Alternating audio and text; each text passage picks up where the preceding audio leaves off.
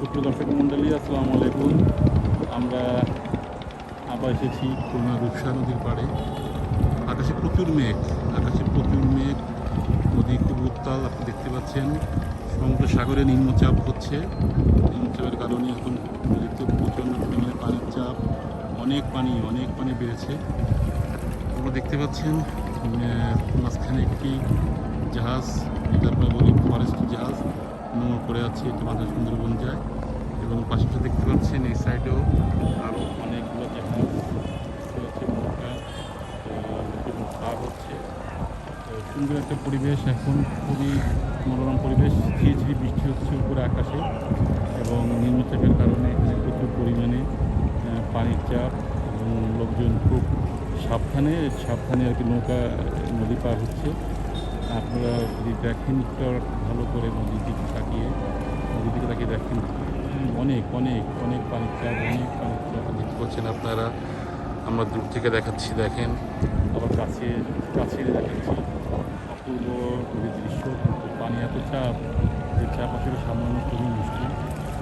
দেখেন পাশাপাশি একটি নৌকা যাচ্ছে। নৌকা ঠিক নেই, ছোটো কার্গো, যেটা মালবাহী, মাল করে খুলনা থেকে বিভিন্ন জায়গায় যায়।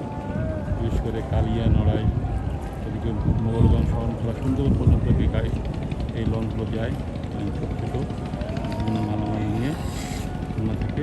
এছাড়া দেখতে পাচ্ছি নৌকা নদী পার হচ্ছে।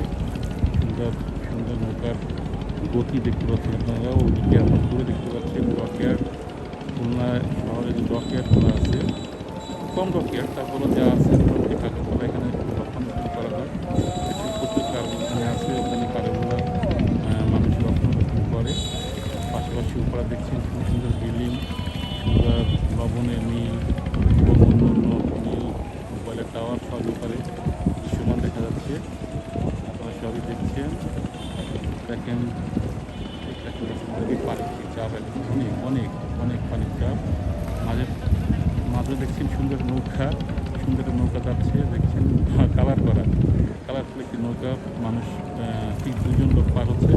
সব রিজার্ভের নৌকা পার হচ্ছে। আচ্ছা, পাশাপাশি দেখেন একজন বসে আছে নদীর পাড়ে একজন বসে আছে,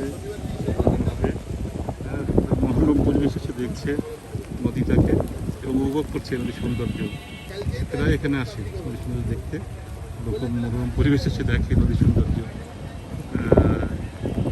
এই দেখেন দর্শক মণ্ডলী, আপনারা দেখছেন যে লঞ্চটি ছিল পরিষ্কার লঞ্চ, সেটা আস্তে আস্তে ঘুরছে। মেবি ওটা আস্তে আস্তে এখন রওনা দেবে। এবং পাশাপাশি দেখেন যে রঙিন যে নৌকাটা, সেই নৌকাটা যাচ্ছে সম্ভবত ওদের কোনো কর্মচারীদের নিয়ে। ওটা এখন হয়তো গন্তব্যস্থলে রওনা দেবে। তো আজকে এই পর্যন্ত। ধন্যবাদ সবাইকে, আপনারা ভালো থাকবেন। এবং যারা আমাদের এই চ্যানেলটি দেখছেন, যদি আপনাদের পছন্দ হয় অবশ্যই আমাদের সাবস্ক্রাইব করবেন, কারণ আপনাদের উৎসাহ আমাদের সামনে চলার পথে অনেক অবদান রাখবে। ধন্যবাদ সবাই।